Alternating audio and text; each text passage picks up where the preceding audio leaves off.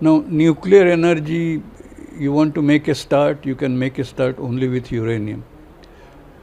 Now, because that's the only element which has a fissile isotope which can fission by neutrons and produce fission energy. Now, unfortunately, India does not have adequate resources of nuclear energy or adequate resources of uranium in particular. And we have made efforts to do additional exploration, and also there is success there, but the ore grades are very poor, meaning that Indian uranium is far more expensive compared to uranium available in international market. However, India is blessed with huge thorium resources, and that in fact we are the world's largest endowment of thorium on Indian soil. Now, but as I said, thorium doesn't have fissile content, so you can't start a nuclear program with thorium. And that is how the Indian program is begin with uranium, but then whatever plutonium will come out as a byproduct as you produce electricity, these reactors also convert some of the fertile materials, in the uranium case uranium-238, into plutonium, and that plutonium uranium, it kind of breeds very well in fast neutron spectrum.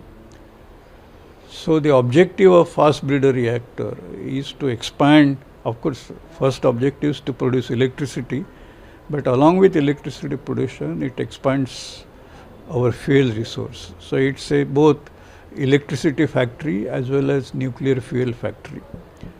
And the first criticality of the prototype of fast breeder reactor, it's a large reactor, 500 megawatt electric capacity, is very significant in that context. And there have been attempts made by other countries to deploy fast reactors, but as of today, India is only second country to operate fast reactor at this scale. Again, smaller scale there are others. Russia has an 800 megawatt operating reactor, and this one is the second largest operating reactor in the world, which gives us electricity, but which also gives us nuclear fuel.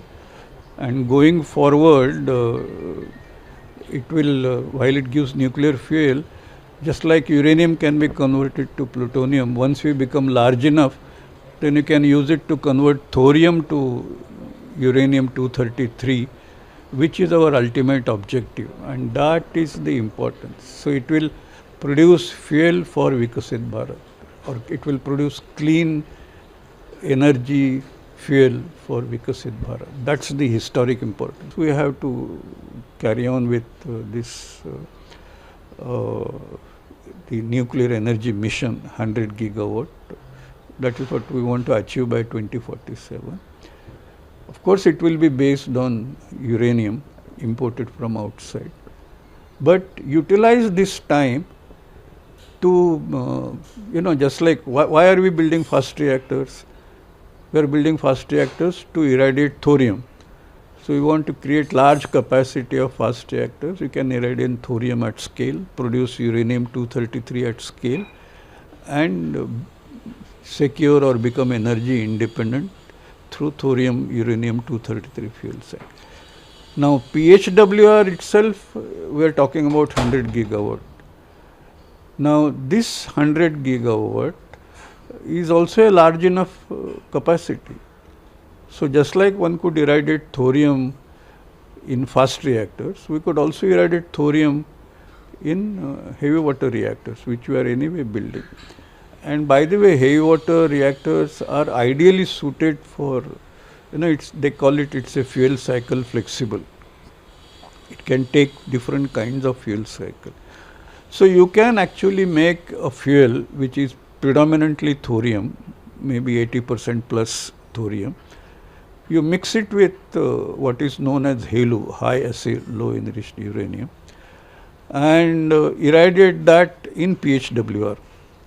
Now irradiate that means you don't have to do anything. Instead of using uranium fuel bundles, you make fuel bundles of thorium halo, which look identical to uranium bundles. So you have to make no change to the reactor.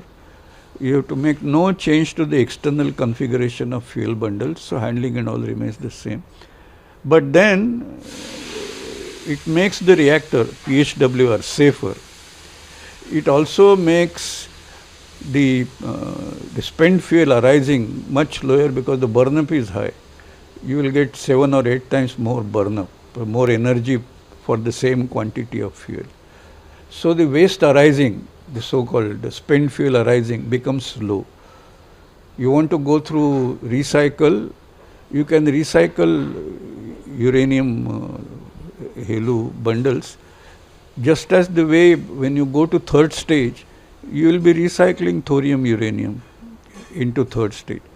So you develop, while fast reactor are expanding, you should accelerate development of that fuel cycle, which anyway would be required, because connecting second stage to third stage, you will require this reprocessing technology.